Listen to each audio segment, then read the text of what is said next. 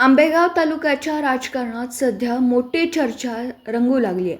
पंचायत समितीच्या सभापती आणि उपसभापती पदाच्या निवडीनंतर तालुक्यातील राजकीय वातावरण चांगलंच तापलंय.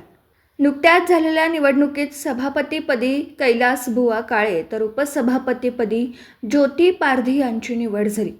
या दोनही पदांवर आदिवासी भागातील प्रतिनिधींना संधी देण्यात आली आहे. मात्र या निर्णयामुळे तालुक्याच्या पूर्व भागात नाराजीची कुजबूज सुरू झाली आहे. स्थानिक कार्यकर्त्यांचं म्हणणं आहे की परंपरेनुसार आणि राजकीय समतोल राखण्यासाठी या दोन पदांपैकी किमान एक पद तालुक्याच्या पूर्व भागाला मिळणं अपेक्षित होतं, पण तसं झालं नाही. त्यामुळे या निर्णयामागे गटतटाचे राजकारण झाले का, असा प्रश्न आता उपस्थित केला जातोय.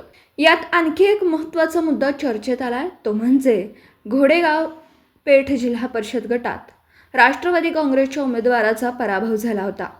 तरीसुद्धा त्याच गटात सभापती पद देण्यात आल्याने राजकीय वर्तुळात अनेकांच्या भुवया उंचावल्यात. कारण याआधी राष्ट्रवादी काँग्रेसची भूमिका वेगळी असायची. ज्या भागात पक्षाचा पराभव झाला त्या भागाला सहसा पद दिलं जात नव्हतं.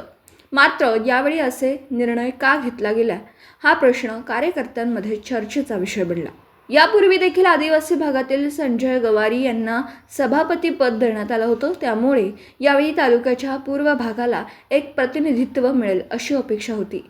मात्र ती पूर्ण झाली नाही. परिणामी त्या भागातील काही सदस्य आणि कार्यकर्त्यांमध्ये नाराजी दिसत असल्याचं बोललं जात आहे. दरम्यान आता सर्वांचं लक्ष जिल्हा परिषद अध्यक्षपदाकडे लागलं, कारण अनेक कार्यकर्त्यांना अशी अपेक्षा आहे की हे पद विवेक वळसे पाटील यांना मिळेल. त्यामुळे सध्या पूर्व भागातील कार्यकर्ते पंचायत समिती सभापती निवडीनंतर काहीसे शांत असल्याचं चित्र दिसतं.